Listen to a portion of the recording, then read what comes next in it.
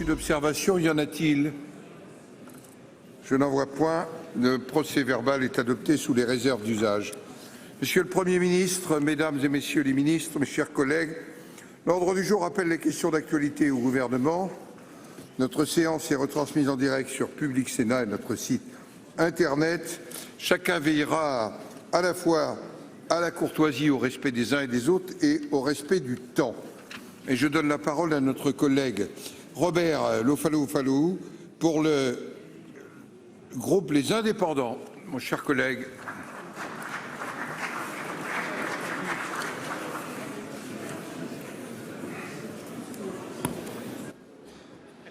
Merci, Monsieur le Président. Ma question s'adresse au ministre de l'Europe et des Affaires étrangères et porte sur la tenue du 5e sommet France-Océanie.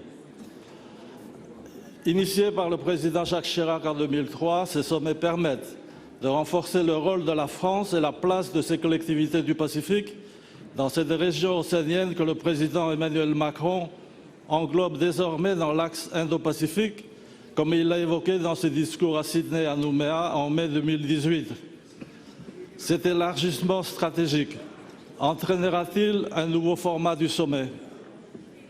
Pour l'heure, nous ne savons presque rien sur le 5e sommet. Aura-t-il bien lieu cette année? À quelle date le président de la République s'y rendra-t-il? Sa présence est symboliquement indispensable. Le 4e sommet a eu lieu à Paris juste avant la COP 21. Le climat en fut le thème principal. Les chefs d'État et de gouvernement présents, conscients que leur région est celle où le plus grand nombre d'États pourrait disparaître à cause du réchauffement, se sont battus pour la limitation à 1,5 degré au lieu de 2. Le 5e sommet France-Océanie interviendra à l'approche d'échéances majeures en matière de biodiversité. Ne pourrait-il alors être l'occasion non seulement de faire un bilan des objectifs de la COP 21, mais aussi de mobiliser la communauté internationale sur la biodiversité, notamment la question des aires marines protégées, qui est au cœur des préoccupations des États du Pacifique. Notre pays a un rôle à jouer en Océanie, où s'exprime un désir de France certain et où il sera, après le Brexit, le seul pays européen présent. Elle y contribuera à la promotion des valeurs démocratiques, au maintien de la paix et à la lutte contre les tentations hégémoniques. Le 5e sommet sera-t-il, Monsieur le Président, le ministre, le lieu et le temps d'une explication plus complète de la stratégie de l'axe Indo-Pacifique? Je vous remercie. Pour vous répondre, mon cher collègue, la parole est au secrétaire d'État auprès du ministre de l'Europe et des Affaires étrangères, Monsieur Jean-Baptiste Lemoyne. Vous avez la parole, Monsieur le ministre. Merci beaucoup, Monsieur le Président, Mesdames et Messieurs les sénateurs et les sénatrices. Monsieur le sénateur, merci beaucoup pour votre question, parce que nous pouvons le mesurer à travers l'action et la représentation des sénateurs représentant les territoires d'outre-mer. La France est véritablement un pays-monde. Et c'est pourquoi il y a véritablement cette stratégie indo-pacifique qui est assumée, revendiquée par le président de la République.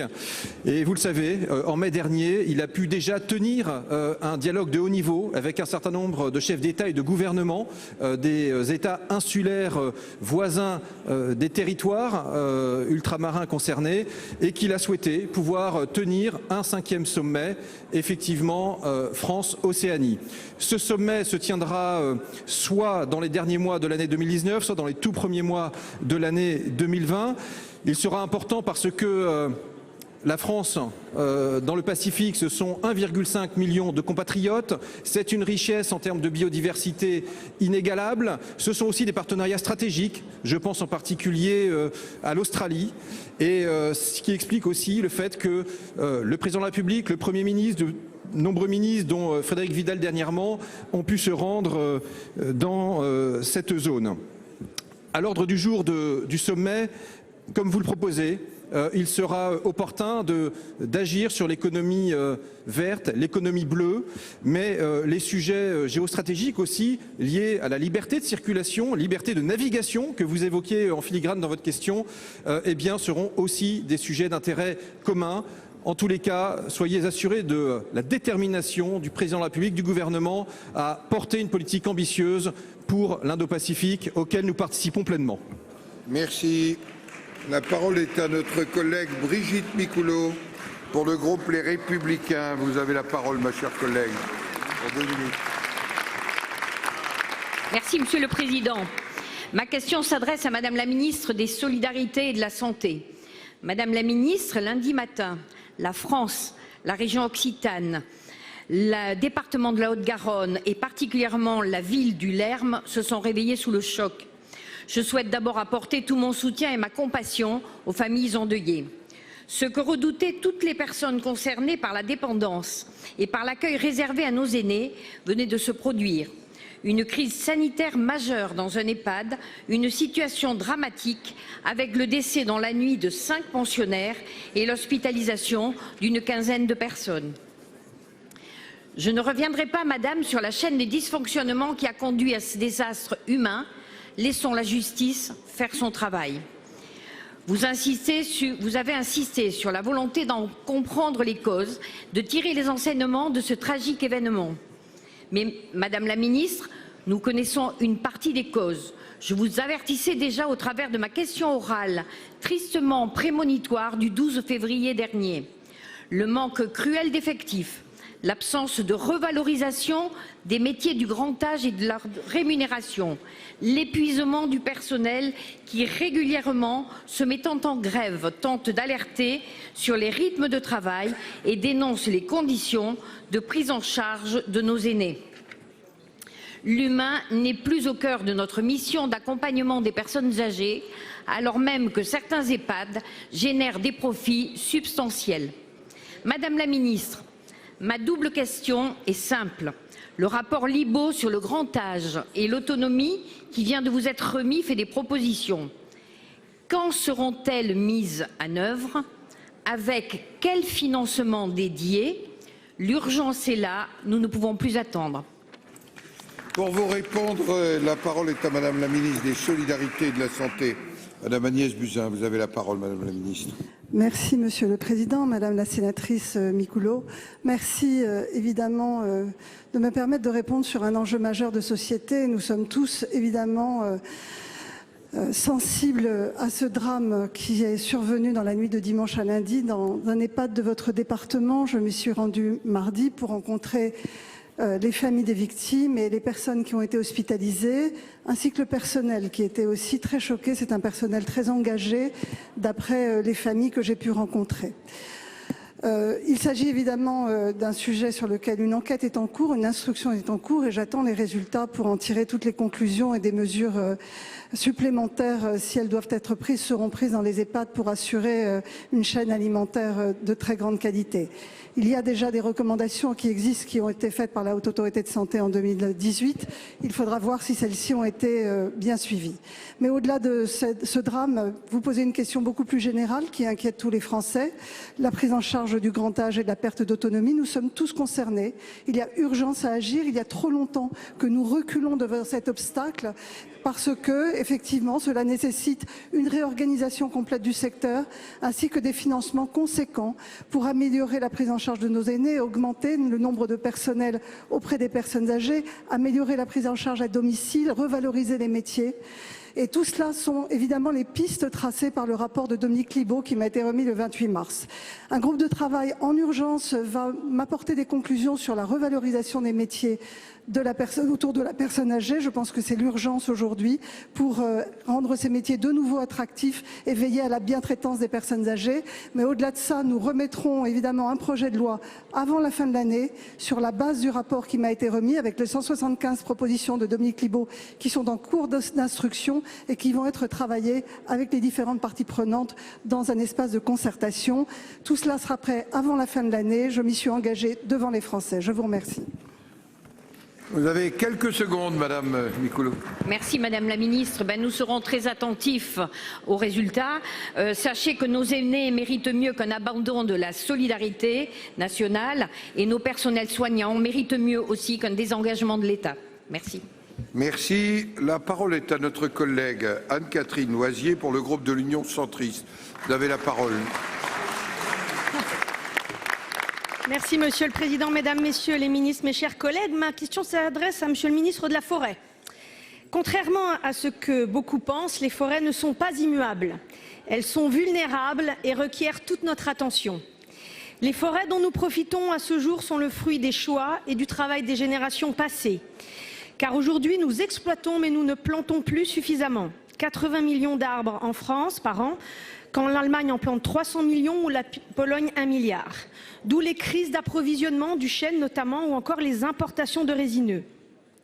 Face à ces usages multiples de la forêt et du bois, au changement climatique, vous le savez, Monsieur le Ministre, la forêt a besoin en urgence d'une politique forestière volontaire, d'un fonds stratégique alimenté à la hauteur de ses besoins.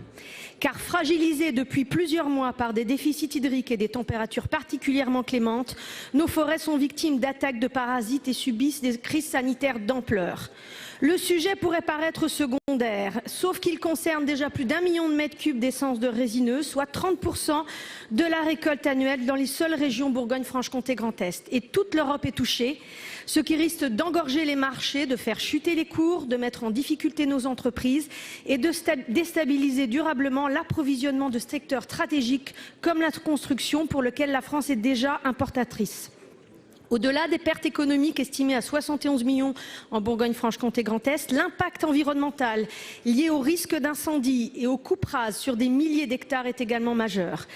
Monsieur le ministre, pour enrayer ces phénomènes, les professionnels attendent en urgence de votre part la mise en place d'un plan de transport longue distance permettant d'évacuer rapidement les bois scolités des régions productives vers les régions demandeuses et ce avant que les parasites ne se multiplient et ruinent les parcelles, mais également un accompagnement pour le reboisement adapté des milliers d'hectares rasés.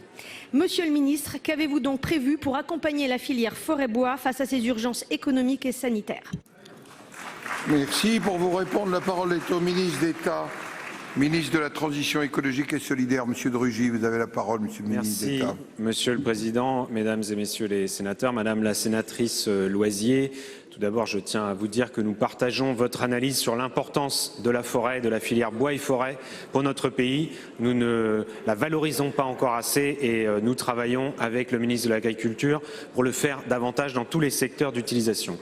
Concernant la crise sanitaire que vous évoquez et la dissémination des insectes lors du transport des bois scolités, il existe ce risque de dissémination, mais heureusement il est faible. Et lors de l'exploitation des bois eux-mêmes, la plupart du temps mécanisés bien sûr, une bonne partie des insectes sont éliminés. D'une façon plus générale, j'ai conscience que cette menace inédite crée bien sûr une inquiétude dans toute la filière. L'intensité des dommages occasionnés par les scolites sera largement tributaire des conditions météorologiques de ce printemps et pour calibrer au mieux la réponse que nous devons apporter à cette crise, il faut d'abord disposer d'un état des lieux précis. C'est pourquoi le ministère de l'Agriculture a organisé et financé depuis l'automne dernier un état des lieux complet par télédétection sur les 2 régions que vous avez évoquées. Les premiers résultats de cette enquête ont été portés à la connaissance de l'ensemble des acteurs de la gestion et de l'exploitation forestière des régions concernées. Le but est de leur permettre de mieux cibler leur action et d'accélérer la dynamique de récolte des bois attaqués afin d'enrayer la propagation des scolites. Ces premiers résultats permettent de localiser les peuplements qui étaient attaqués à l'automne et une prochaine mise à jour de cette cartographie permettra d'apprécier les évolutions de l'atteinte des peuplements d'épicéa à ce printemps.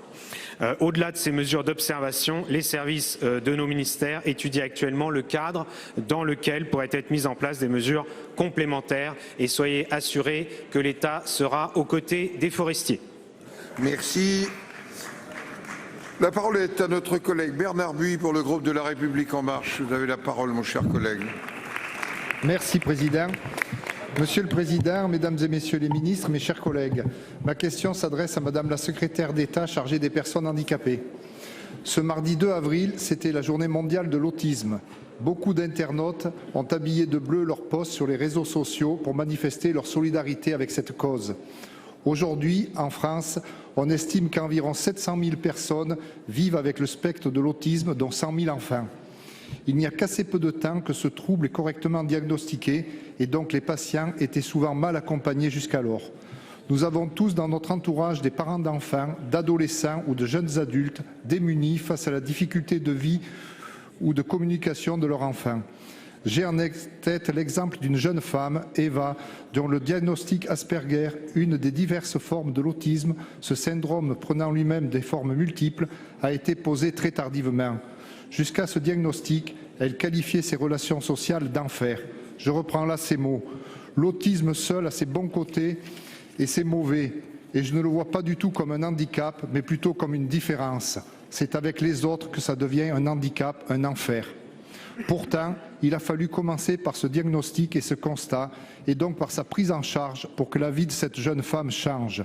Après un parcours scolaire et professionnel chaotique, vendeuse dans un commerce de bouche avec des relations clientèle difficiles, après diagnostic, elle a été reçue fin 2018 à Grenoble en école de management pour la formation d'Asta Asperger et elle se dit enfin soulagée et heureuse d'être considérée en tenant compte de ce syndrome. Nous serons amenés à discuter prochainement de l'inclusion des enfants en situation de handicap dans le projet de la loi de confiance de l'école de la confiance. Il sera essentiel de réfléchir à la prise en compte spécifique des élèves autistes. Il me semble aujourd'hui nécessaire, un an après le lancement de la stratégie nationale pour l'autisme pour les années 2018 à 2022, de nous faire part des avancées de ce plan, évidemment pour les aspects scolarisation des enfants, mais aussi pour le diagnostic et l'intervention précoce. De nombreuses personnes sont hélas concernées. Pouvez-vous, Madame la Ministre, nous éclairer sur ce sujet? Pour vous répondre, la parole est à la secrétaire d'État en charge des personnes handicapées, Madame Sophie Cluzel. Madame la Ministre, vous avez la parole. Merci Monsieur le Président, Mesdames et Messieurs les sénateurs. Monsieur le sénateur Buy, oui, un point d'étape est important car nous avons souscrit le 6 avril de l'année dernière 5 engagements dans la stratégie nationale pour l'autisme au sein des troubles du neurodéveloppement pour une enveloppe de 344 millions d'euros nouveaux.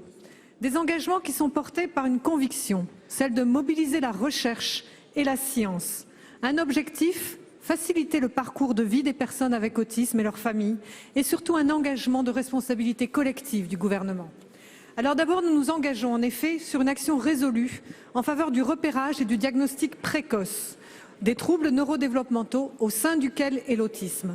Avec Agnès Buzyn, nous investissons massivement 90 millions d'euros d'ici à 2022 dans l'intervention dès les premiers âges pour prévenir les surhandicaps avec un reste à charge zéro pour les familles.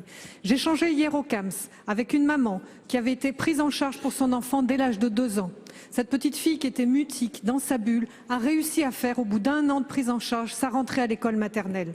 Vous le voyez, il nous faut mettre en effet tout le focus sur la scolarisation qui est très importante. C'est pour ça que nous devons rattraper notre retard.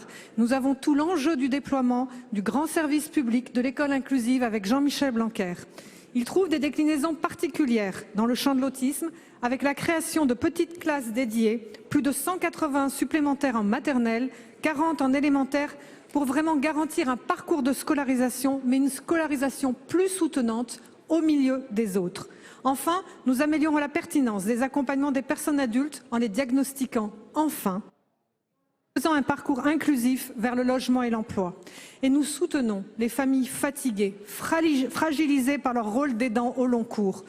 Beaucoup reste à faire, c'est indéniable, les avancées sont tangibles. Et comme vous, j'entends les associations qui nous disent le temps des familles ne va pas assez vite, ce n'est pas celui de l'administration, nous devons accélérer. L'enjeu est collectif, nous avons une responsabilité collective là-dessus, nous avons des fondations solides et nous allons pouvoir avancer tous ensemble. Merci. Merci Madame la Ministre. La parole est à notre collègue Jean-Yves Roux pour le groupe du Rassemblement démocratique et social européen. Vous avez la parole.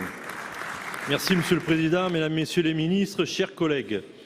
Ma question s'adresse à Monsieur le ministre auprès de Madame la ministre de la Cohésion des territoires et des relations avec les collectivités territoriales. Lors de la première conférence des territoires en juillet 2017 au Sénat, le Président de la République avait indiqué qu'il fallait renforcer la déconcentration pour adapter les politiques d'État aux territoires. Le 21 mars, Monsieur le ministre Darmanin a déclaré pour sa part vouloir mobiliser davantage de fonctionnaires au plus près du terrain. Je ne vous cache pas, Monsieur le ministre, que cette perspective, en théorie, nous va droit au cœur, tant il nous paraît indispensable que les services publics d'État puissent être pleinement déployés, tant il paraît indispensable que ces fonctionnaires puissent être mieux identifiés et mobilisés facilement à chaque fois que nécessaire. Car la dématérialisation n'est pas la seule réponse possible. Il est temps aujourd'hui que nos concitoyens, comme leurs représentants, les élus, puissent apprécier la réalité de cette déconcentration pleinement partenaire d'initiatives locales démultipliées. Or, en tant qu'élus de la République, que constatons-nous? Nous constatons que des fonds ne sont pas consommés ou sont souvent mobilisés par les mêmes, faute d'une ingénierie suffisante pour décrypter les circulaires. Notre collègue Maryse Carrère avait ainsi pointé du doigt sur nos bancs la sous-consommation dramatique des fonds européens et leur possible annulation à hauteur de centaines de millions d'euros. Nous constatons que des collectivités locales, faute d'interlocuteurs d'État, font appel à des cabinets privés afin d'éviter des contentieux lourds. Nous constatons que les préfectures et les sous-préfectures n'accompagnent plus assez, comme elles le devaient, les maires et communautés de communes tout au long des procédures d'application des normes et, pire encore, dans la quête tortueuse des demandes de subventions. Chers collègues, vous ne me démentirez pas. Combien d'élus nous disent « Nous avons besoin d'être accompagnés en amont de manière directe et concrète, réactive et proche des réalités ». Monsieur le ministre, il est temps de redonner du lustre à la présence territoriale de l'État. Comment comptez-vous mieux mobiliser le maillage territorial de l'État, redonner ainsi du souffle aux initiatives locales, et ce, dans tous les territoires et pour toutes les communes? Je vous remercie. Pour vous répondre, la parole est au ministre chargé de la Ville et du Logement, Monsieur Denormandie. Merci Monsieur le Président, Mesdames et Messieurs les sénateurs. Monsieur le sénateur, oui, je vous le confirme, il faut plus de déconcentration, mais surtout une déconcentration qui tienne compte des spécificités du territoire. Cette spécificité, elle est essentielle. Alors vous avez évoqué plusieurs points. Le premier, je vous rejoins, le numérique ne peut pas tout. Et le numérique, contrairement à ce qu'on peut dire aujourd'hui, il a aggravé les fractures territoriales. C'est ça la réalité. D'abord en infrastructure et en plus en usage. Et c'est pour ça que le gouvernement, sous l'égide du Premier ministre, a lancé cette politique ambitieuse pour renforcer les infrastructures, mais aussi les usages du numérique. Le deuxième point que vous soulignez, auquel moi je suis profondément attaché, c'est le volet d'accompagnement. L'État doit être un acteur qui accompagne les collectivités. C'est le rôle de l'État, fondamentalement, d'améliorer cet accompagnement. Alors ça veut dire moins de normes, et c'est les directives envoyées par le Premier ministre. Ça veut dire aussi des structures de l'État qui intègrent le fait qu'elles sont là pour appuyer les collectivités. Et je crois qu'à ce titre, c'est tout le sens de l'Agence nationale de la cohésion des territoires qui est en cours de finalisation dans les débats parlementaires et qui vise à avoir cette posture d'être au service des collectivités dans cet accompagnement et dans ce service notamment d'ingénierie. Enfin, Monsieur le Sénateur, vous évoquez une question qui nous concerne tous, qui est la question de la consommation des fonds européens. C'est une manne financière. Le ministre des Affaires étrangères de l'Europe et les secrétaires d'État se battent pour renforcer ces fonds européens. Et c'est vrai qu'aujourd'hui, on observe une sous-consommation. Et donc, il faut là aussi mieux accompagner. C'est une prérogative des régions et l'État doit être là pour mieux accompagner, pour continuer à faire ce qu'il a fait depuis quelques mois, c'est-à-dire des guides d'accompagnement, d'information, pour voir comment, au final, collectivement, on puisse mieux bénéficier de cette manne financière à laquelle, je le sais, vous êtes très attaché. Merci, Monsieur le Ministre. La parole est à notre collègue Céline Brulin pour le groupe communiste républicain citoyen écologique. Pour 2 minutes, vous avez la parole, ma chère collègue. Merci, Monsieur le Président, Monsieur le Ministre, mes chers collègues. À mesure que les Français découvrent votre projet de loi pour l'école, leur colère grandit. Les nombreuses actions organisées aujourd'hui et en ce moment même en témoignent. La création des établissements publics des savoirs fondamentaux cristallise les mécontentements.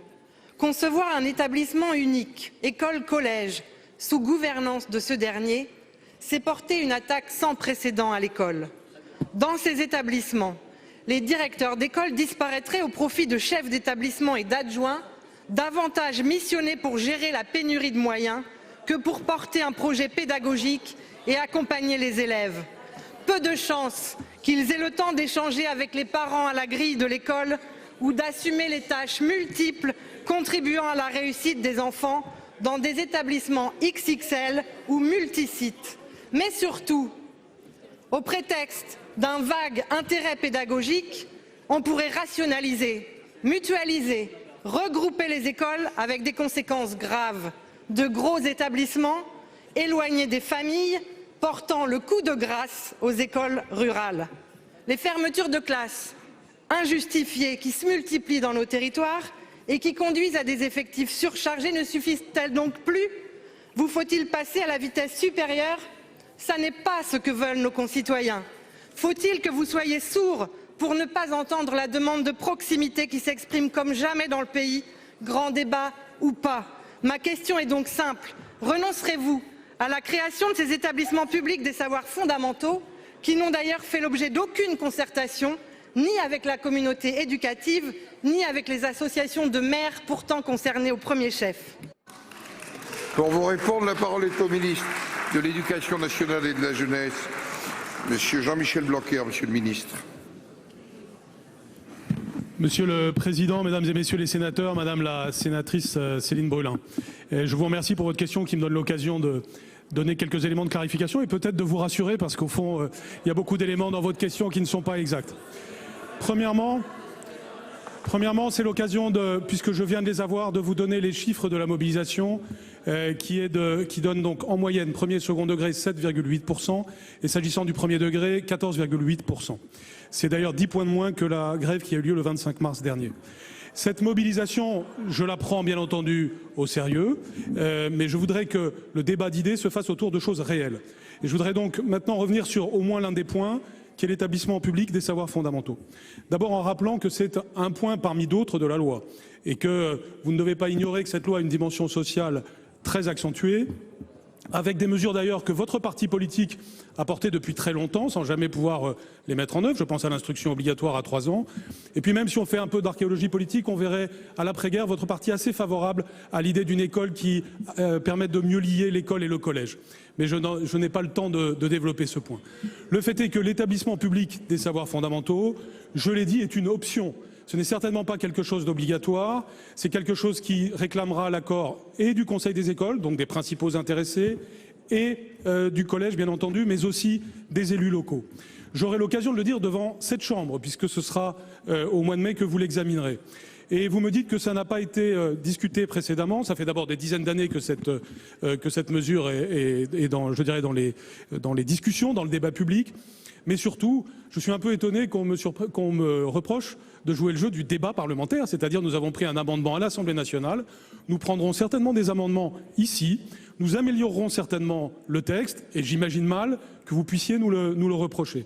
Je voudrais simplement, pour terminer, insister sur la dimension sociale de cette loi et dire que ce point-là, qui peut se discuter, et je suis prêt à en discuter, qui est fait non pas pour abîmer les écoles rurales, certainement pas non plus pour affaiblir les directeurs, mais au contraire pour renforcer les écoles rurales et pour renforcer la fonction du directeur des écoles. Merci. Et donc l'objectif d'élévation du niveau général et de justice sociale est au cœur de cette loi. 10 secondes, ma chère collègue. Monsieur le ministre, vous venez de lancer un appel à la mobilisation, je pense qu'il sera entendu. Et nous avons l'expérience sur le terrain de volontariat qui n'a de volontariat que le nom, puisqu'il n'est pas rare qu'une DETR soit attribuée moyennant une fusion d'écoles ou un regroupement. Et donc nous ne croirons que ce que nous verrons et ce qui sera le fruit du travail, je n'en doute pas, ici au Sénat. Je vous remercie. La parole est à notre collègue Yannick Vaugrenard pour le groupe socialiste et républicain. Vous avez la parole, mon cher collègue. Merci, Monsieur le Président. Ma question s'adresse à Madame la ministre des Solidarités et de la Santé. Madame la ministre, mes chers collègues, mardi 2 avril, un hommage était rendu à Paris aux morts de la rue. Chez nous, en France, en 2018, 566 sans domicile sont morts dans la rue. Ils étaient 511 l'année précédente. Ils avaient en moyenne 48 ans. 13 étaient des mineurs, dont 5 avaient moins de 5 ans. 2 avaient entre 5 et 9 ans, 6 entre 15 et 18 ans. Ils sont morts trop souvent dans l'indifférence, sur la voie publique, dans des abris de fortune, un parking, une cage d'escalier, une cabane de chantier, parfois dans un lieu de soins ou encore une structure d'hébergement. Ils ne font que trop rarement la une de l'actualité, mais c'est la cruelle réalité d'aujourd'hui dans notre France, pays des droits de l'homme. Et Robert Badinter, avec raison, précisait plutôt la France de la Déclaration des droits de l'homme. La responsabilité est collective. Elle date depuis déjà de trop longues années. Et ce qu'il y a de scandaleux dans le scandale, c'est finalement qu'on s'y habitue. Madame la ministre, un véritable plan d'extrême urgence s'avère indispensable pour ne pas avoir à constater dans un an la triste réalité des chiffres de 2018. Permettez-moi, mes chers collègues, de m'adresser à nous tous également. Notre Haute Assemblée peut aussi avoir la noble ambition d'être le porte-voix de ces sans-voix. C'est une ambition à porter, un défi à relever. À ce moment de mon propos, je veux remercier le travail remarquable de l'ensemble des associations caritatives et humanitaires pour leur attention scrupuleuse et leur indispensable action. Sans elles, notre pays connaîtrait un véritable raz-de-marée de la misère. Notre illustre prédécesseur, Victor Hugo, écrivait « L'homme est fait non pas pour traîner des chaînes, mais pour ouvrir des ailes ». Brisons, mes chers collègues, les chaînes de l'indifférence et écoutons respectueusement le silence de ces 566 sans-abri qui nous ont quittés l'an passé. Je vous remercie.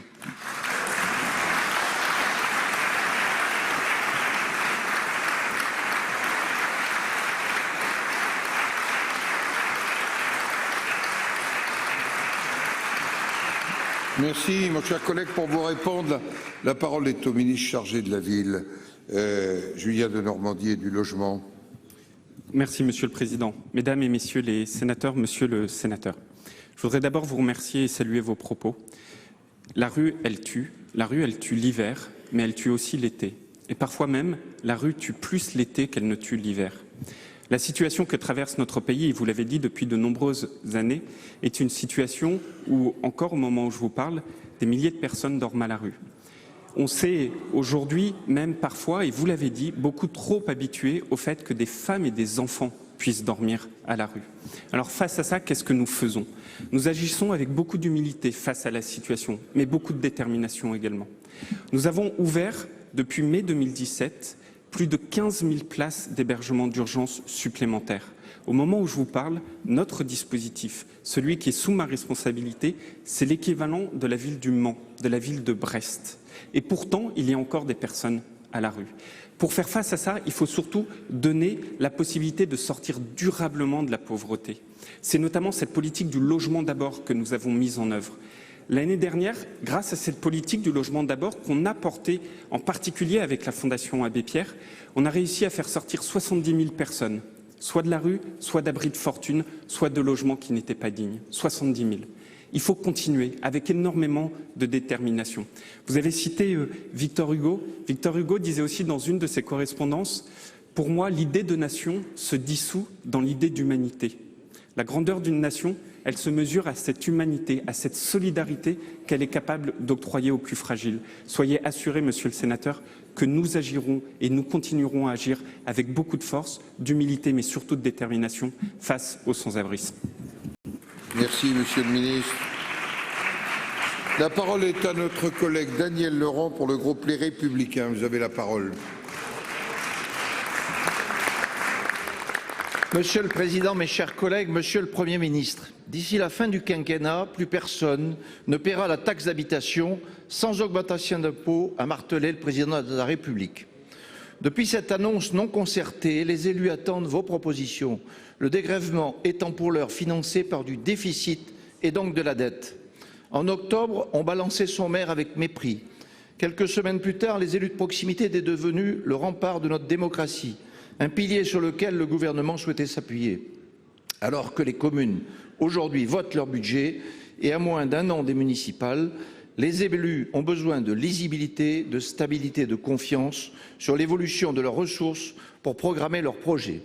La chose est d'autant moins aisée que les annonces ont précédé la réflexion sur la fiscalité et le financement des collectivités.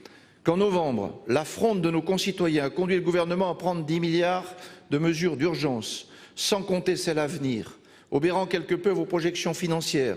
On sait ce qu'il advint de la fiscalité écologique qui devait venir au secours du financement du dégrèvement.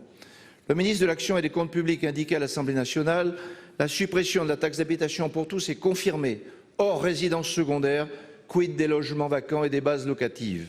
La taxe sera compensée à 100%, mais comment? Dégrèvement, compensation, remplacement, c'est flou. Sans doute dans la loi de finances pour 2020, mais c'est aussi flou. En revanche, ce qui est clair, c'est qu'à compter de 2020, le coût pour l'État de l'ensemble des dégrèvements devrait s'élever à plus de 20 milliards d'euros par an. Ma question est simple. Comment envisagez-vous financer votre réforme dans le respect de la libre administration des collectivités, puisqu'aucune de vos hypothèses émises jusqu'alors n'a tenu la corde? Pour conclure, Monsieur le Premier ministre, je ferai mien les propos de notre président Gérard Larcher. On ne redressera pas notre pays sans les élus et les territoires, ne l'oubliez pas. Merci. La parole est au secrétaire d'État auprès du ministre de l'Action et des Comptes publics. Monsieur Dussopt, monsieur le ministre, vous avez la parole. Merci Monsieur le Président, Mesdames et Messieurs les sénateurs, Monsieur le sénateur Laurent. Merci de votre question qui porte sur un sujet important, la réforme de la taxe d'habitation, réforme qui a été annoncée par le Président de la République lorsqu'il était candidat, réforme à laquelle il s'était engagé et que nous menons. C'est un sujet qui est important car la taxe d'habitation est à la fois une ressource substantielle des collectivités et sa suppression est une manière de rendre une part tout aussi substantielle de pouvoir d'achat à l'ensemble des contribuables français. En réponse à votre question, je souhaite apporter 3 précisions. La première pour vous confirmer que d'ici 2022, nous souhaitons effectivement supprimer la taxe d'habitation pour l'ensemble des résidences principales et non pour les résidences secondaires, comme nous l'avons dit depuis le début de cette réforme. Et nous veillerons à ce que l'intégralité des recettes perçues par les collectivités, communes et intercommunalités soit compensée. La deuxième précision que je veux apporter devant vous tient au calendrier de mise en œuvre de cette réforme. L'intensité des concertations, parfois même, il faut le dire, les divergences d'approche de telle ou telle strate de collectivités territoriales quant au remplacement de la taxe d'habitation pour les collectivités concernées, nous amènerons avec Jacqueline Gourault, Sébastien Lecornu et Gérald Darmanin à rouvrir dans les prochains temps une concertation avec les associations d'élus, les représentants et les parlementaires. L'idéal aurait évidemment été d'envisager un projet de loi de finances rectificative au moment de l'été 2019. En réalité, et vu l'intensité de ces relations, nous sommes plus raisonnables et je pense que nous aurons à traiter cette question à l'occasion de l'examen du PLF pour 2020 et ainsi l'ensemble des candidats et des candidates aux élections municipales sauront dans quel cadre financier ils pourront inscrire leur action et comment ils pourront mener et élaborer leur programme. C'est une réforme qui est importante, monsieur le sénateur, vous le savez, elle a des enjeux qui sont majeurs et nous travaillerons à la compensation des recettes pour les collectivités sans créer d'impôts nouveaux, en dégageant les économies nécessaires et fidèles à l'engagement du président de la République de donner aux communes, aux intercommunalités et plus largement à toutes les collectivités territoriales des ressources qui soient justes, qui soient pérennes et qui soient durables. Merci. La parole est maintenant à notre collègue Madame Nassima Dindar pour le groupe de l'Union centriste. Vous avez la parole, chers collègues.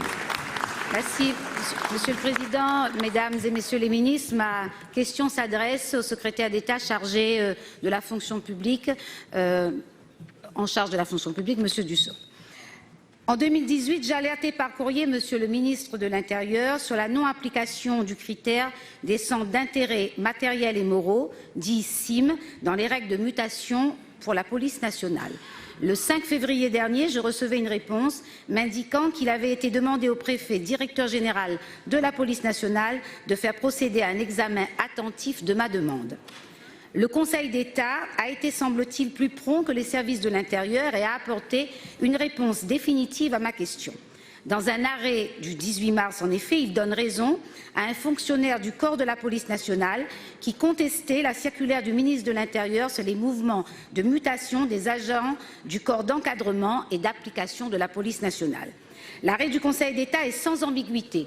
Dès l'application de la loi, l'administration doit tenir compte des CIM dans l'examen des demandes de mutation. Monsieur le ministre, cet arrêt du Conseil d'État s'applique à l'ensemble de la fonction publique dans l'ensemble des territoires ultramarins où la non prise en compte des CIM est quasi aujourd'hui généralisée.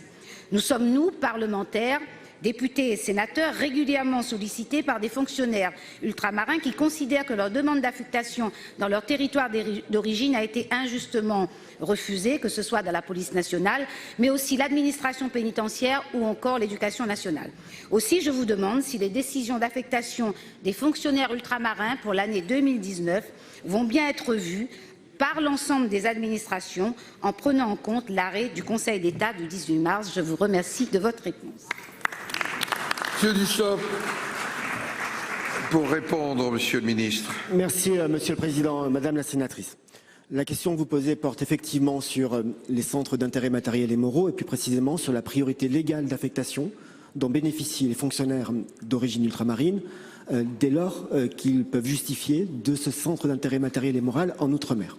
C'est une notion qui connaît une application récente, puisque jusqu'en 2017, cette application était extrêmement disparate, voire inexistante dans un certain nombre de corps.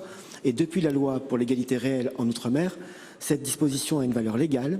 Elle s'applique à tous les fonctionnaires, quel que soit leur corps, quel que soit leur établissement d'origine et quelle que soit leur catégorie hiérarchique. C'est une décision qui a été prise par le Parlement et qui doit être appliquée absolument partout. Nous avons vérifié et observé un certain nombre de situations, puisque le Premier ministre s'était engagé en septembre 2018 à procéder à une évaluation de ce dispositif.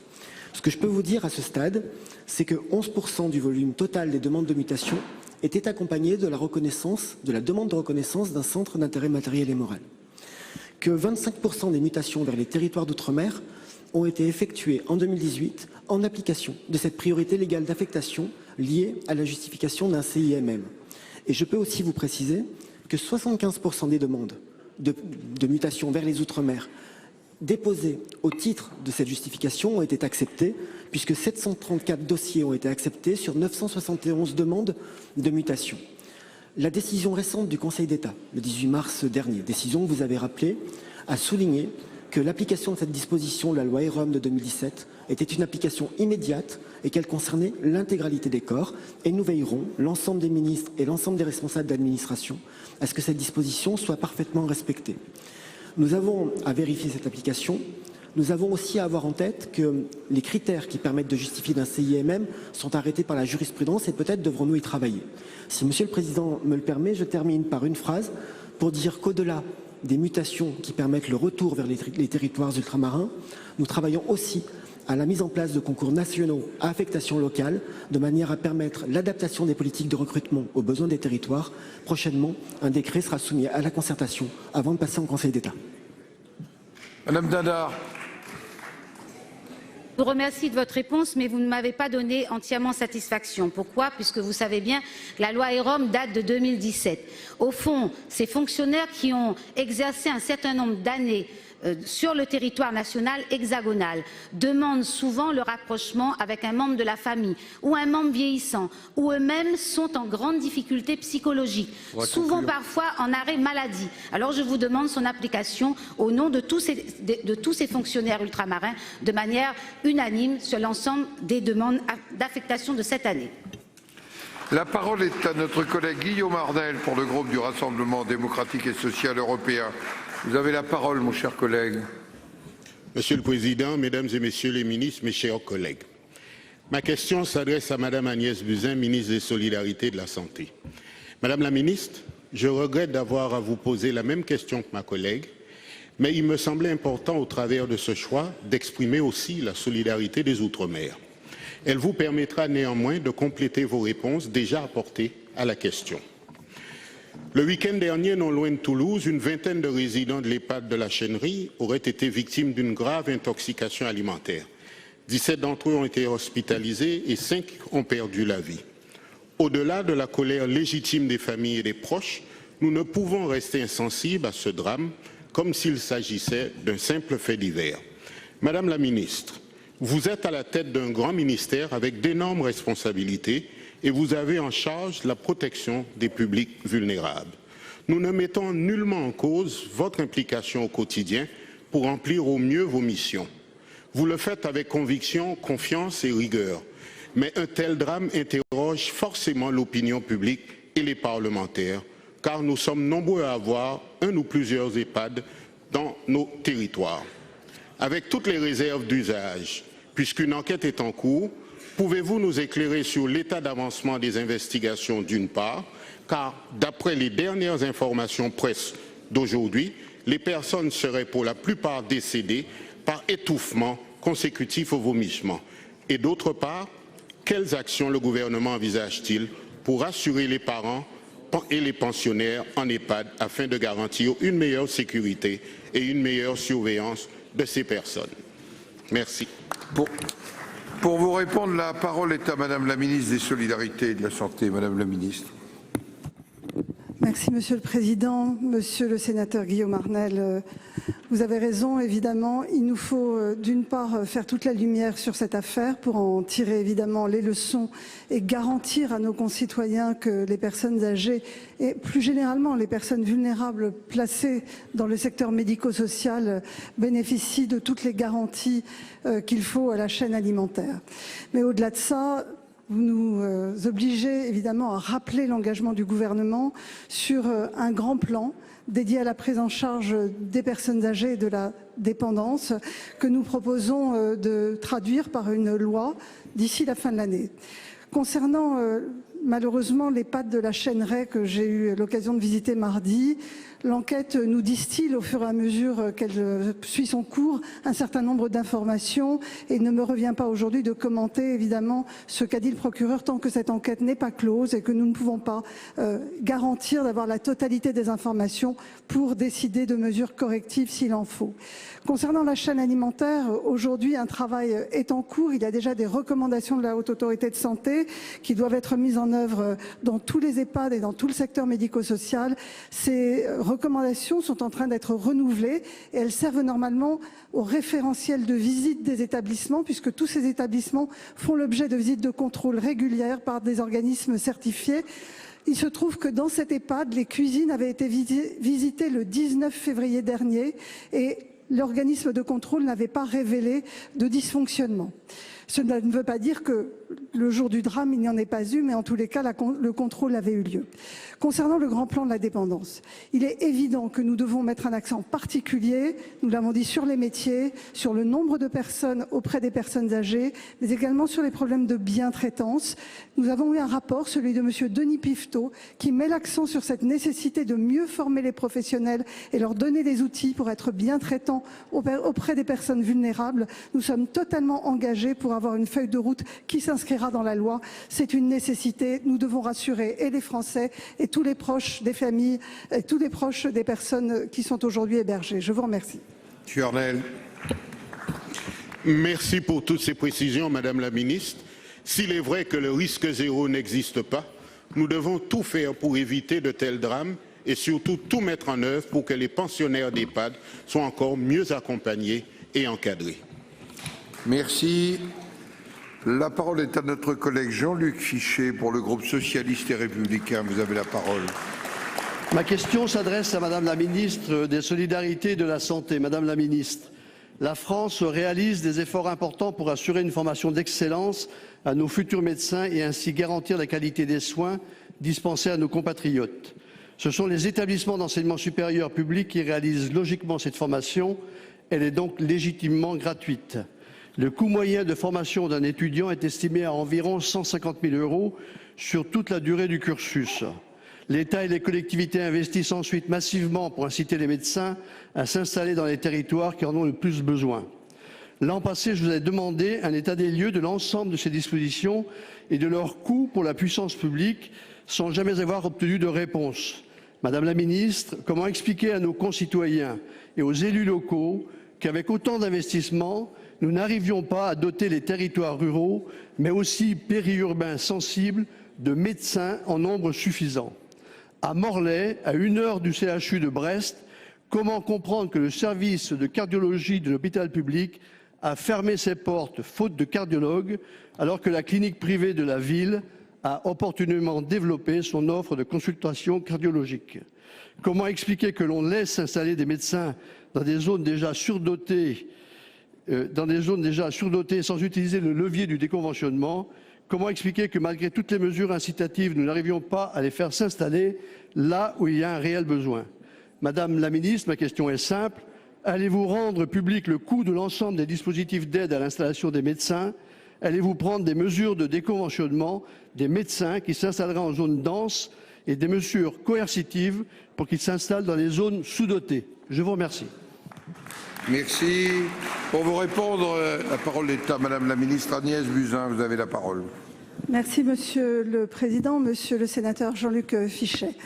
Vous posez plusieurs questions en une seule. Donc, je vais d'abord vous répondre sur les aides et les incitations financières à l'installation, qui a été effectivement une politique développée lors des quinquennats précédents. Ce n'est pas ma politique et j'ai d'ailleurs demandé une mission d'évaluation sur ces aides incitatives qui sont souvent, il faut bien le remarquer, des effets d'aubaine et qui n'ont jamais réussi à pérenniser des médecins. Ce n'est pas la politique portée par Ma Santé 2022 qui, au contraire, vise à rendre qualitatif l'exercice professionnel des médecins qui s'installent, à leur donner envie de s'engager sur les territoires en favorisant l'exercice pluriprofessionnel, en favorisant des délégations de tâches avec d'autres professionnels de santé autour des pathologies chroniques notamment, en favorisant en leur permettant de récupérer du temps médical grâce à des assistants médicaux, en favorisant des consultations avancées de spécialistes qui viennent des hôpitaux publics ou même du secteur libéral, en favorisant donc ces consultations itinérantes sur le territoire. Et puis, nous souhaitons également redonner de la place dans les hôpitaux de proximité aux médecins généralistes qui visent des exercices diversifiés. Donc, c'est une politique qui est incitative, mais pas uniquement financière, loin de là, et qui vise à pérenniser sur le territoire des médecins qui ont envie et qui prennent du plaisir à soigner les malades des territoires. C'est la politique que je mène, mais beaucoup, effectivement, nous interpellent sur la coercition et sur des mesures qui obligeraient les médecins à s'installer. Malheureusement, aujourd'hui, vous le savez, nous souffrons d'une démographie médicale catastrophique, elle n'a pas été anticipée. Nous avons quelques années difficiles devant nous et donc il n'y a plus de zones surdenses aujourd'hui en France. Il n'y a plus de zones dont on pourrait retirer des médecins généralistes pour les installer sur le territoire. Et toutes les mesures qui sont proposées, qui visent au déconventionnement, aboutiraient en réalité à une médecine à deux vitesses. Je ne crois pas dans ces mesures, elles n'ont marché dans aucun pays au monde. Par contre, favorisons un exercice pluriprofessionnel de qualité pour les médecins, ils viendront s'installer. Je vous remercie. Monsieur Fichet. Je vous remercie pour votre réponse. Malheureusement, elle ne me satisfait pas complètement parce que toutes ces mesures sont effectivement mobilisées depuis de nombreuses années, mais il n'en reste pas moins que les territoires ruraux, mais aussi périurbains, restent aujourd'hui sans médecins, sans offre de santé. Et quant au nombre de médecins, malheureusement, les médecins qui sont formés aujourd'hui ne s'orientent pas vers la médecine de ville, mais vont vers les hôpitaux, là où ils sont formés. Et c'est vrai que dans le cursus universitaire, il faudrait aussi prévoir le fait de pouvoir faire des stages auprès des médecins libéraux. Je vous remercie. La parole est à notre collègue Marta de Cidrac pour le groupe Les Républicains. Vous avez la parole. Monsieur le Président, Monsieur le Ministre, mes chers collègues, les missions locales font partie intégrante du service public de l'emploi pour les jeunes de 16 à 25 ans. Elles accueillent chaque année environ 1 300 000 jeunes au niveau national. À l'heure actuelle, nous constatons une multiplicité d'initiatives de toutes parts. Logique de bassin, fusion, baisse des subventions de fonctionnement, financement via des appels à projets, mise en place d'un bonus-malus, et cela sans concertation avec le réseau des missions locales qui, dans les territoires, sont des acteurs indispensables pour l'emploi de nos jeunes. En dépit de la diversité du public accueilli, pour certains déjà exclus de tout autre dispositif ou structure, ce sont plus d'1 million de situations professionnelles qui ont été mobilisées pour les jeunes par les missions locales, dont 544 000 contrats de travail, plus 3% en un an, 40 000 contrats en alternance, plus 8%, 16 000 retours en formation, plus 7%. Les missions locales doivent leur réussite à un accompagnement global et personnalisé du public concerné et à une expertise de leur territoire et de son contexte économique. Mais n'oublions pas que les missions locales, ce sont également des équipes dont l'inquiétude s'accroît en raison d'une absence de lisibilité de leur devenir. Ce manque de confiance dans leur avenir crée une tension sociale dans le réseau, Monsieur le Ministre. Monsieur le Ministre, quelles sont les intentions du gouvernement concernant le devenir des missions locales? Avez-vous le souhait de consolider ces structures pour les mettre au cœur de la bataille pour l'emploi des jeunes? Et si oui, comment? Merci. Pour vous répondre, la parole est au ministre chargé des Relations avec le Parlement. Monsieur Marc Fesneau, vous avez la parole. Merci Monsieur le Président, Mesdames et Messieurs les sénateurs, Madame la sénatrice, je voudrais vous remercier d'abord de votre question qui permet de mettre en lumière le travail remarquable que font les missions locales et de vous répondre sur les points d'interrogation que vous avez pu lever. S'agissant donc des missions locales, la ministre du Travail a eu l'occasion de rappeler ici dans cet hémicycle qu'il n'a jamais été question, c'était parfois une des inquiétudes qui était levée de fusionner de force les missions locales avec les structures de Pôle emploi. Certains élus nous ont demandé en revanche comment mieux travailler ensemble, mieux partager les informations, voire prévoir des structures en commun. Ce sont ces formes de coopération renforcée qu'il est possible d'expérimenter, qui doivent venir du terrain et que pour le coup nous encouragerons. Par ailleurs, un chantier important porte sur les systèmes d'information. Aujourd'hui, les missions locales fonctionnent bien, mais reconnaissons-le, les missions locales n'ont pas accès aux offres d'emploi, tandis que Pôle emploi n'a pas accès toujours aux données de ces missions locales. L'intérêt général impose de parvenir à des rapprochements, de travailler plus étroitement, même si chacun doit rester évidemment dans son rôle. Concernant le financement, le ministère du Travail participe au budget des missions locales à hauteur de la moitié. Le reste est financé par les collectivités, agglomérations, communautés de communes, départements ou régions. Nous souhaitons aller vers une approche de résultats. Aujourd'hui, nous subventionnons le fonctionnement et par ailleurs l'activité de garantie jeune. La notion de résultat n'est pas liée à la dépense de fonctionnement. Nous voulons donc qu'une partie de la subvention soit allée au résultat. Tout le monde a des objectifs à respecter, en particulier, et je suis sûr que nous le partagerons quand il s'agit d'argent public. Nous conservons la même enveloppe avec une diminution de 2% qui est absorbable, notamment avec les questions numériques. Enfin, les missions locales doivent davantage orienter les jeunes vers l'ensemble des dispositifs. Certaines le font et sont d'ailleurs très innovantes en ce domaine. Je voudrais situer le cas du Havre et en particulier citer le travail qui a été fait. Merci des applaudissements et saluer au passage le travail qui a été fait par la sénatrice Canaillé qui a été présidente de cette mission locale et le travail remarquable qui a été fait par cette commission. Comme quoi parfois on peut partager des choses. D'autres ont privilégié l'orientation des jeunes vers la garantie jeune, car elle était financée sur ce dispositif. Nous souhaitons donc qu'elles aillent au devant des jeunes, qu'elles les trouvent dans les villages, dans les zones rurales, au pied, si je peux dire, des tours et dans les quartiers, et travaillent davantage avec les autres acteurs de l'insertion. Meilleure synergie, meilleurs échanges d'informations, encouragement aux résultats. Voilà le sens que nous voulons donner à la politique et le sens et la place que nous voulons donner aux missions locales. Merci. Madame de Cidrac, pour quelques secondes. Monsieur le ministre, je vous remercie pour votre tentative de réponse qui est tout à fait théorique et nous l'entendons. Nous connaissons cette réponse-là. Toutefois, nous vous invitons à venir voir dans nos territoires comment se passe la réalité des liens et les succès des missions locales qui sont des petites structures fragiles. Soutenez-les un tout petit peu plus que par de simples mots. Merci beaucoup.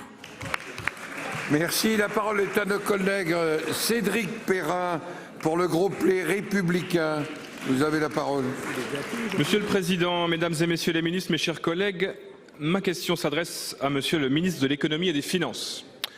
Monsieur le ministre, depuis 140 ans, Belfort forge une des plus belles aventures industrielles de notre pays, en ce qui concerne notamment les centrales nucléaires et le TGV. Ce savoir-faire est aujourd'hui gravement menacé par la situation du site de General Electric à Belfort. Lors du rachat de la branche énergie d'Alstom, le projet de GE, soutenu par le gouvernement, prévoyait la création de 1000 emplois nets en France. Le ministre de l'Économie et des Finances de l'époque, l'actuel président de la République, était d'ailleurs venu à Belfort nous expliquer que, et je le cite, « Belfort a un avenir industriel.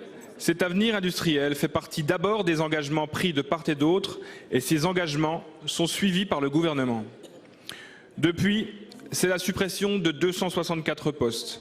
La non-création de 1000 emplois promis. Et c'est près de 1000 postes de l'activité gaz qui seraient aujourd'hui menacés. L'annonce de ce plan social aurait été opportunément repoussée pour ne pas intervenir avant les élections européennes. Si c'est le cas, l'économie du territoire de Belfort et les salariés de General Electric méritent mieux que des arrangements politiques. Et seul le gouvernement dispose des clés pour amorcer le redressement de l'industrie belfortaine. Monsieur le ministre, les possibilités de diversification existent. Elles vous ont été soumises par un certain nombre d'élus du territoire de Belfort.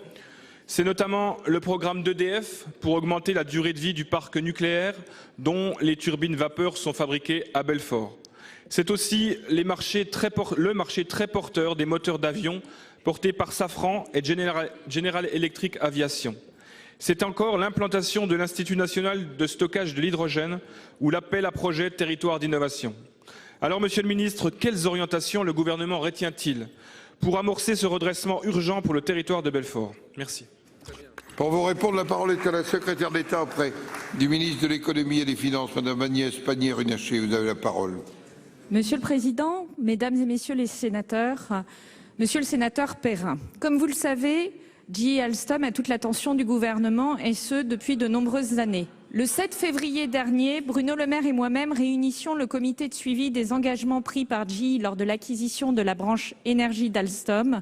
Et nous avons pu constater les engagements et les actions qui ont été prises par GE Alstom. Entre 2015 et 2018, l'investissement de près d'1 milliard d'euros en France, le recrutement de 3000 personnes, ce qui fait qu'au 31 décembre 2018, effectivement, seulement 25 emplois étaient en plus par rapport au moment de l'acquisition, après un point haut de 425 emplois en 2017.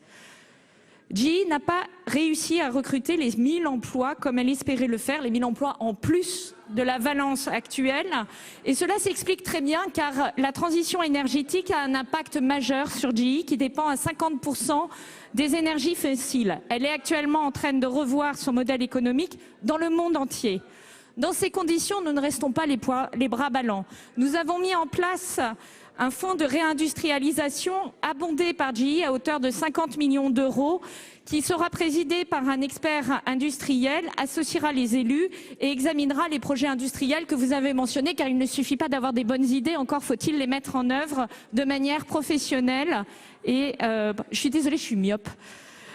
Deuxième élément, nous sommes attentifs à la réorganisation de GE et nous saluons positivement le renforcement de GE renouvelable qui pèse 40 000 employés dans le monde et qui représente 16 milliards de dollars de chiffre d'affaires, soit 5 divisions dont 4 ont leur siège en France. Enfin, Belfort, nous avons un lien constant avec les dirigeants de GE. Nous sommes prêts à accompagner les développements des activités nouvelles, l'aéronautique, mais également les jumeaux numériques pour les centrales à gaz. Donc, vous voyez, nous accompagnerons GE, mais dans un avenir qui ne sera pas fondé sur les énergies fossiles. Je vous remercie. Les prochaines questions d'actualité, mes chers collègues, auront lieu le 11 avril. Je vous demande de noter que c'est le 11 avril pour raison de débat à l'Assemblée nationale à 15h et seront retransmises par Public Sénat. Monsieur le Premier ministre, Mesdames et Messieurs les ministres, merci. Je vais suspendre la séance qui sera reprise à 16h15 pour la proposition de loi tendant à sécuriser l'actionnariat des sociétés publiques locales et des sociétés d'économie mixte. La séance est suspendue.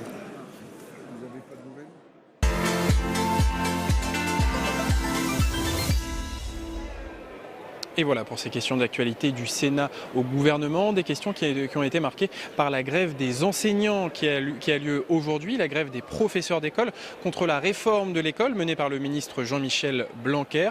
La sénatrice communiste Céline Brulin a estimé que la fusion administrative entre les écoles et les collèges qui est prévue par ce projet de loi, elle a estimé que cette fusion allait porter un coup de grâce au poste de directeur d'école qui permet d'assurer une proximité entre l'école, les enseignants et les familles, et également aller porter une attaque à l'existence des écoles rurales. Le ministre Jean-Michel Blanquer a tenu à minimiser les chiffres de la grève d'aujourd'hui. Il a affirmé que 15% des professeurs d'école étaient mobilisés aujourd'hui. Il a également rappelé que cette fusion administrative des écoles et des collèges était une option à accepter par les acteurs concernés, en l'occurrence le Conseil des écoles et les élus locaux.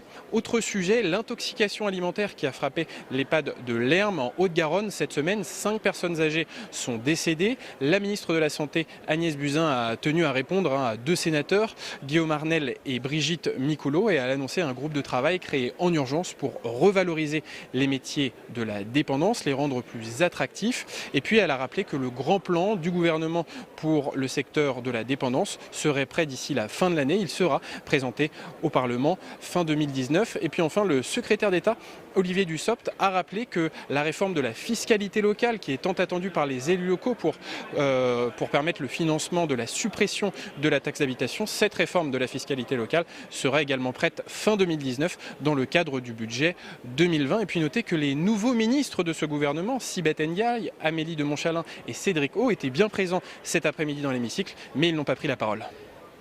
Merci beaucoup Alexandre pour toutes vos précisions et on va revenir sur cette séance de questions d'actualité au gouvernement avec mon invité aujourd'hui. J'ai le plaisir d'accueillir Yannick Vaugrenard. Bienvenue à vous, sénateur socialiste de la Loire-Atlantique. On vous a vu interpeller le ministre Julien Denormandie sur les morts dans la rue. Une cérémonie a été organisée cette semaine, 566 morts. Il y en a eu 511 l'année précédente. Ils sont tous morts dans l'indifférence. Pourquoi avez-vous choisi d'interpeller le ministre aujourd'hui sur ce thème. Je participais à cette cérémonie mardi. J'étais très frappé par la manière dont se comportaient les bénévoles, leur sensibilité. Ils étaient particulièrement touchés. Il faut savoir aussi que ces chiffres sont donnés par les Morts de la rue, une association qui suit ça particulièrement, mais que c'est probablement le triple. C'est les morts recensés, reconnus, indiqués à l'association. Donc c'est quelque chose de terrible.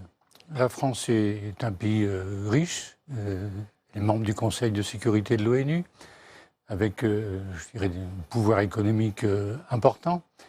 Et malgré cela, dans l'indifférence quasi générale, parce qu'on en parle très peu, l'actualité en fait très peu état, vous avez plus de 500 personnes qui sont mortes dans la rue dans l'indifférence.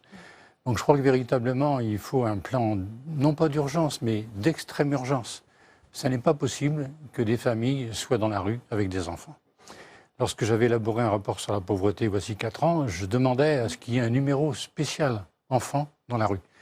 Là, il faut vraiment le faire, parce que c'est indécent, c'est insupportable. Notre démocratie ne peut pas supporter cela. Notre République est humiliée par cette constatation. On va venir dans un instant, on va revenir sur la réponse du ministre. Mais avant cela, on retourne salle des conférences puisque Tam Traniui est aux côtés de la garde des Sceaux. C'est à vous, Tam.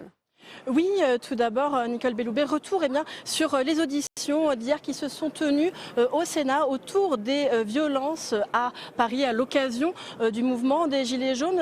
Cette audition elle a été pour vous l'occasion aussi de faire le bilan de la réponse de la justice justement sur ces actes de violence, notamment des casseurs. Oui, c'est un bilan qui témoigne de la volonté à la fois de protéger la liberté de manifester, mais de sanctionner clairement ceux qui sont des casseurs et qui viennent pour proférer tantôt des insultes, tantôt des violences aux biens ou des violences aux personnes. Et je crois que la justice a rendu des jugements qui sont adaptés. D'abord des jugements nombreux, puisque au moment où je vous parle, il y a eu 2000 jugements qui ont été rendus. Il y en a 1800 qui doivent encore intervenir. 9000 gardes à vue, vous l'avez dit. 9000 gardes à vue. Il y a évidemment dans les jugements qui ont été rendus des peines de prison qui ont été prononcées à hauteur de 40% des jugements et 60% de peines autres.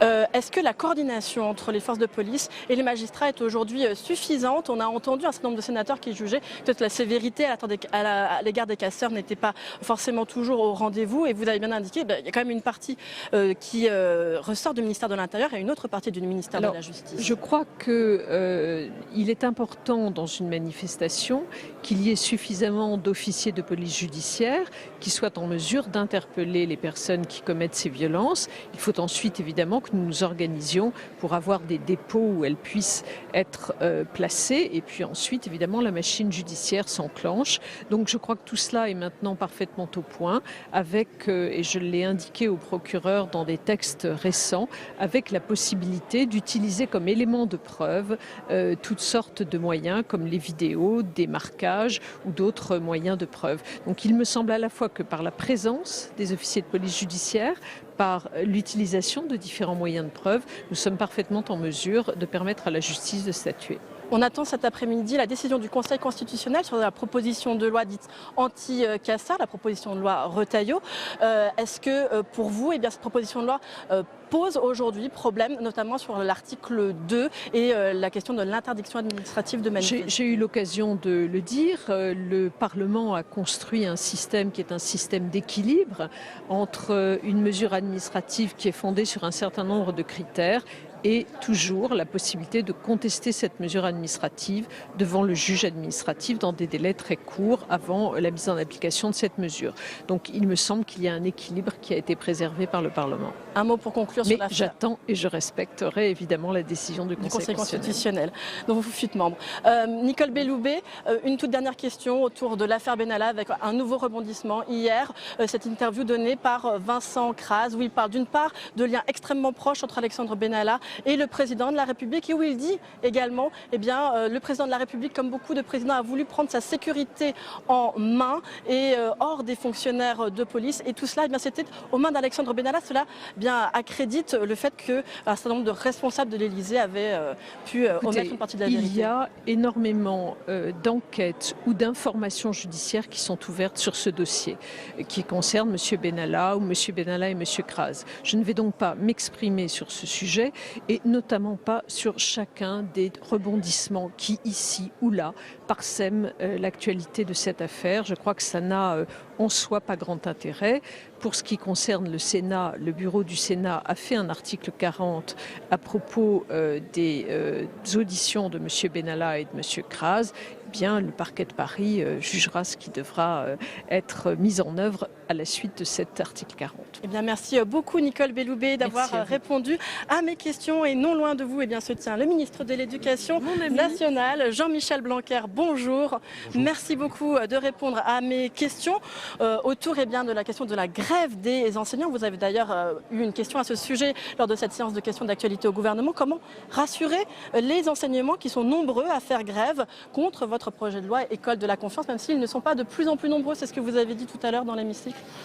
Oui, s'agissant des chiffres, nous les avons eu il y a quelques instants, donc c'est en moyenne 7,8% à l'échelle de la France, quand on compte le premier degré et le second degré, et c'est 14,8% pour l'école primaire, avec des pics dans certains endroits de France, par exemple Paris, et puis d'autres endroits en France où on est à moins de 5% de grévistes. Donc c'est un mouvement que je prends au sérieux, mais dont il faut quand même bien resituer l'ampleur. Vous me demandez si on peut rassurer. Je pense qu'il y a deux façons de rassurer. La première, c'est de dire qu'il faut se baser sur des choses exactes dans le débat qui a lieu. Et ces derniers temps, il y a eu beaucoup d'inquiétudes autour de choses qui en réalité n'existent pas. Quelles sont pour vous les contre-vérités qui beaucoup de choses fausses ont été dites sur l'école primaire, puisque, vous le savez, ma priorité, c'est l'école primaire. C'est d'ailleurs même une priorité budgétaire. Nous créons encore 2300 postes à cette rentrée, alors qu'il y a 60 000 élèves en moins à la rentrée prochaine. Et puis, toutes les mesures qui ont un impact sur l'école primaire sont toutes faites pour élever le niveau général et assurer la justice sociale. À commencer par la mesure la plus emblématique, qui est l'instruction obligatoire à 3 ans, qui est l'occasion de mettre l'accent sur l'école maternelle. Nous allons veiller d'ailleurs à un taux d'encadrement toujours meilleur à l'école maternelle. Pendant les 15 derniers jours, vous avez eu des gens pour dire qu'on voulait en finir avec l'école maternelle. C'est l'exact inverse. Donc ça ne sert à rien de s'énerver autour de ce sujet au moment où nous sommes justement en train de soutenir l'école maternelle. C'est la même chose pour l'ensemble de l'école primaire. On a dit qu'on voulait affaiblir les directeurs d'école, mais ce n'est absolument pas le cas. La disparition d'un certain nombre de postes de directeurs. C'est tout le contraire. Je le dis très solennellement, c'est tout le contraire. Nous voulons renforcer la fonction de directeur d'école. De même, on a dit qu'on voulait... Il n'y aura pas un directeur qui pourra être directeur à la fois d'une école primaire et d'un collège, ce qui permet une réduction de postes. Ce qui existe aujourd'hui, et c'est d'ailleurs le deuxième élément pour rassurer, c'est que je suis prêt à faire évoluer le texte si ça inquiète trop. Et justement, comme nous allons aller au Sénat dans le courant du mois de mai, ce sera l'occasion de rassurer, je pense, et d'affirmer des choses que parfois j'ai déjà dites dans les débats à l'Assemblée, mais qui peut-être méritent d'être un peu mieux précisées par écrit. Mais j'ai toujours dit depuis le début que c'était sur la base du volontariat, en réalité d'un consensus local entre la communauté éducative, autrement dit le conseil d'école, et puis les élus locaux, les maires. Notre but, c'est pas d'affaiblir l'école primaire rurale, c'est tout le contraire. C'est au contraire de la renforcer, de faire qu'elle puisse exister. Et puis nous voulons accentuer le lien école-collège parce que c'est bon pour les élèves, c'est bon pour les enfants d'avoir un lien CM2 6e renforcé. Mais ça concernera quelques unités en France. C'est quelque chose qui sera choisi par certains et pas plus. Donc ça ne sert à rien aujourd'hui de se focaliser là-dessus, qui est loin d'être la mesure la plus importante de la loi. Cette loi qui est éminemment sociale, aussi bien par l'instruction obligatoire à 3 ans que par le pré-recrutement qui va permettre à des étudiants dès cette année de bénéficier de rémunération, non pas pour faire cours. Ça fait partie des craintes. Certains disent qu'il y aura la possibilité pour des étudiants non formés de faire cours à des élèves. C'est faux. Vous voyez comment on transforme l'or en plomb dans la façon de décrire les choses. Cette mesure, elle a été discutée avec les syndicats pendant 6 mois. Elle est profondément sociale et profondément éducative, puisqu'elle consiste à permettre à des étudiants de se préparer à leur fonction professorale future s'ils ont cette vocation, et de les aider avec 700 € par mois cumulable avec une bourse, dès leur deuxième année. Mais les missions qu'on va leur confier ne sont pas des missions d'enseignement. Ils ne feront pas En tout cas, cours tout seuls. certainement pas quand ils sont en deuxième année et en troisième année de licence. Ils vont aider des élèves dans l'opération Devoir fait, qui touche aujourd'hui des dizaines de milliers de collégiens et qui est un succès. Et ils vont avoir une rémunération, ce qui est important, et se préparer, tester leur vocation d'une certaine façon. Donc c'est quelque chose de très positif, dont j'avais d'ailleurs noté que c'était jugé positivement par la plupart des syndicats il y a quelques mois.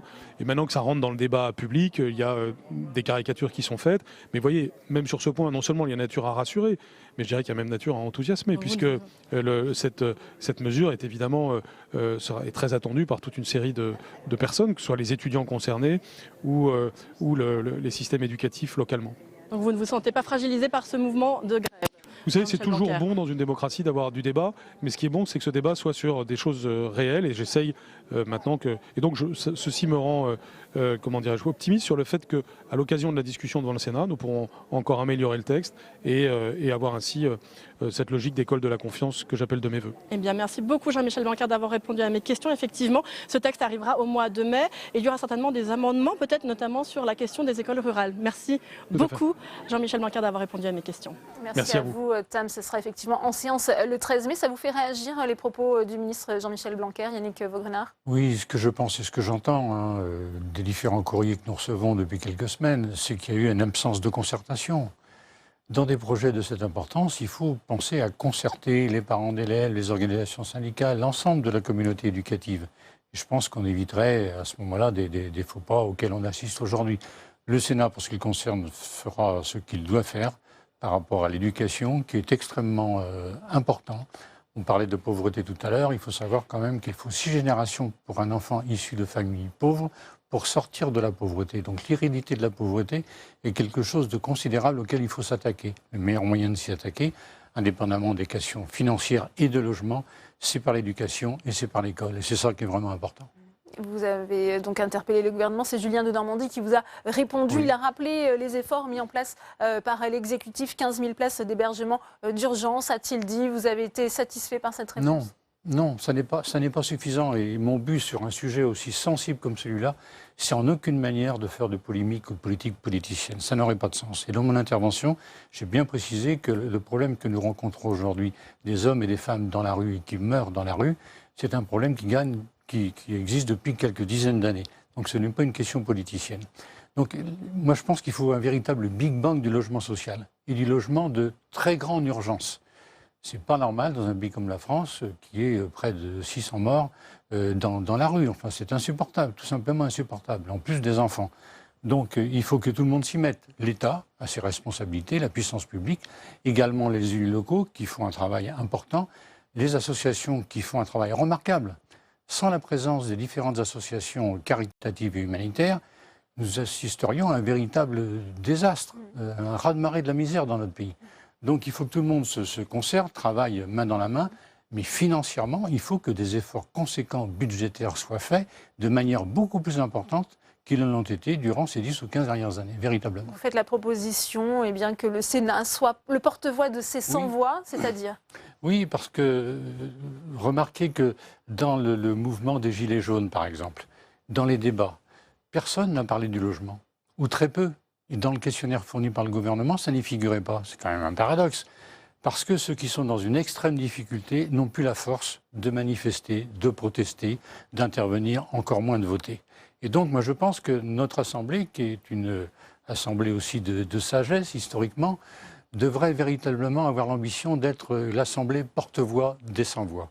De manière à, après avoir réfléchi, étudié, analysé, qu'elle soit en capacité de faire des propositions, être l'aiguillon du gouvernement en l'occurrence, mais aussi des gouvernements successifs pour qu'on se sorte de cette situation qui est véritablement humainement insupportable.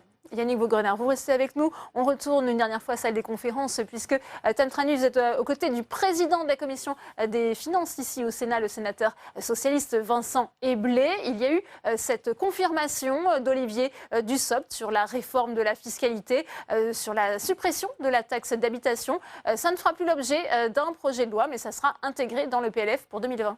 Oui, et d'abord on va poser quelques questions tout de même sur le grand débat qui nous intéresse et qui arrive à sa fin. C'est donc l'heure du bilan. Il y a eu cette réunion méthodologique ce matin. Vincent Eblé, pour vous, beaucoup encore de points d'interrogation alors que ce grand débat s'achève. Oui, j'ai envie d'utiliser un terme, je dirais, un peu inhabituel, celui de circonspection. Voilà, je ne vois pas bien où ce process peut nous emmener. Nous avons observé, comme beaucoup de Français, que dans l'expression parfois pleinement justifiée de colère qui a fait irruption sur beaucoup de ronds-points et ailleurs, parfois une colère d'ailleurs excessive quand elle était jusqu'à de la violence, il y avait néanmoins, je dirais, des aspirations, mais des aspirations peu convergentes sur un certain nombre de sujets. Et comme président de la Commission des finances, moi je m'intéresse par exemple aux questions de financement des politiques publiques et aux questions de fiscalité, puisque l'impôt c'est une recette essentielle évidemment au budget de l'État, sinon la recette, et donc des éléments de contradiction entre plus de services mais moins de contributions fiscales. Donc évidemment c'est très compliqué. Alors un débat absolument formidable. Évidemment, aujourd'hui, notre société, dans sa modernité, dans son appel à beaucoup d'outils de communication, ne peut pas faire l'économie d'un temps d'écoute et d'attention. Sauf qu'il y a un moment pour chaque chose. L'écoute, c'est fort bien, mais il faut aussi que l'action publique puisse se conduire. Et des fois, il faut qu'elle se conduise de façon assez rapide. Et oui, la question, c'est est-ce que cette écoute du grand débat peut être transformée en acte? Comment prendre des décisions alors que certains pointent déjà des biais, même dans la consultation? C'est toute la question. On peut s'interroger sur des questions de méthodologie. Je sais que ce matin, mes collègues du groupe socialiste ont posé un certain nombre de questions parce que ce type de grande consultation qui est faiblement encadrée peut être l'objet d'un certain nombre de manipulations. Donc nous restons très interrogatifs et pour notre part, en tant que responsables politiques, alimentés bien sûr par une écoute de nos concitoyens, nous posons néanmoins la question des actes que le pouvoir exécutif va désormais pouvoir proposer et poser devant les Français. Et c'est ça l'étape essentielle, c'est celle de quelle politique désormais Emmanuel Macron, notre président de la République, le gouvernement d'Édouard Philippe et les ministres vont engager pour le pays. Vous l'avez dit, Vincent Eblé, comme président de la Commission des finances, vous vous intéressez particulièrement aux questions de fiscalité. Alors il y a une question fiscale qui occupe beaucoup les Français et les collectivités, c'est la taxe d'habitation. Il en a été question tout à l'heure lors de la séance de questions d'actualité au gouvernement. Qu'en avez-vous compris exactement dans la réponse d'Olivier Dussopt? J'en ai compris qu'aujourd'hui, le pouvoir n'a pas de solution budgétaire.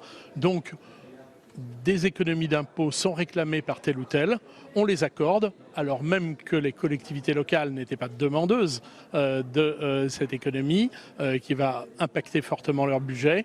Donc l'État dit je vais compenser. Les modalités de la compensation, on sait maintenant depuis un certain nombre de phases de décentralisation que ça peut être extrêmement important pour les collectivités de connaître les modalités de cette compensation pour en connaître le montant exact. Donc ça, aujourd'hui, nous n'avons pas de réponse sur cette question. Et pour les Français, il y a une économie, mais pour le budget, c'est juste un déficit supplémentaire dont la seule variable d'ajustement, ça va être la dette. Donc aujourd'hui, est-ce qu'on peut encore continuer à creuser la dette que de toute façon, les Français seront amenés à payer, mais juste reporter dans le temps. Donc ce qu'on ne paye pas tout de suite, on le paiera plus tard. Eh bien, merci beaucoup Vincent Eblé d'avoir répondu à mes questions. Je vous en prie. Merci à vous, Tam, pour cette réaction. L'actualité aujourd'hui au Sénat, Yannick Vaugrenard, c'est aussi ce rapport sur le financement de la dépendance. On sait que les sénateurs vont proposer une assurance obligatoire par répartition, environ 12 € par mois. Ça va un peu à l'encontre de ce que préconisait le rapport de Dominique Libault sur l'extension de la CRDS. Que pensez-vous de cette proposition du Sénat ? Je pense que c'est une bonne proposition. Toute proposition qui permet qu'il y ait une solidarité finalement intergénérationnelle et puis de préparer ce coût extraordinaire lié à la dépendance impose qu'il y ait une solidarité collective de la nation, que des choix budgétaires soient faits également. Et il ne faut pas attendre pour le faire. Donc là, le plus tôt sera le mieux. On voit que c'est difficile aussi de créer un nouvel impôt, une nouvelle taxe dans le contexte actuel de cette crise des Gilets jaunes. Ça peut être accepté socialement par les Français ? À la condition, là encore, qu'il y ait une répartition de l'impôt, de la fiscalité, qui soit à la hauteur des difficultés sociales que rencontrent les uns et les autres. Et donc, plutôt que 10 €, moi, je préfère que ce soit un pourcentage en fonction du revenu et que ceux qui, manifestement, ont beaucoup de finances, un revenu important, voire des revenus de capitaux, soient beaucoup plus taxés et que les efforts soient demandés beaucoup plus en direction de cette catégorie de population plutôt qu'uniformément en direction de tout le monde. On sait qu'on attend bientôt la restitution du grand débat. Ce sera lundi au Grand Palais.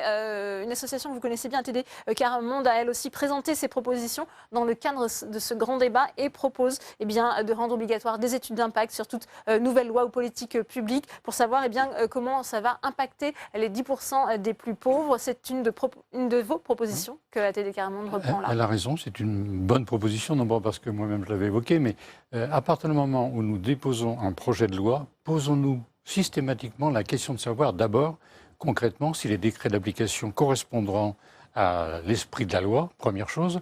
Deuxième chose, si l'ensemble de nos concitoyens sont à même de comprendre cette évolution législative. Et troisième chose, est-ce que cette évolution législative bénéficie aux 10% de nos concitoyens qui sont les plus défavorisés? ATD Quart Monde a tout à fait raison. Nous devons le faire de manière systématique pour tout projet de loi. De la même manière, lorsqu'il y a un projet de loi qui est déposé, nous nous demandons quel financement mettre en face. Eh bien, en même temps, nous devons nous demander si l'ensemble de nos concitoyens peuvent en profiter, peuvent le comprendre d'abord et peuvent en profiter. C'est une très bonne proposition. Est-ce que ce grand débat aura été utile, selon vous, Yannick Vaugrenard? C'est toujours utile de débattre, de discuter, d'échanger et d'avoir le respect et de s'écouter. Mais on évoquait les questions de pauvreté. Tous ceux et celles qui sont en situation de pauvreté ou d'extrême pauvreté n'ont pas participé à ce débat-là. C'est si vrai que la question du logement n'a pas été au cœur du débat.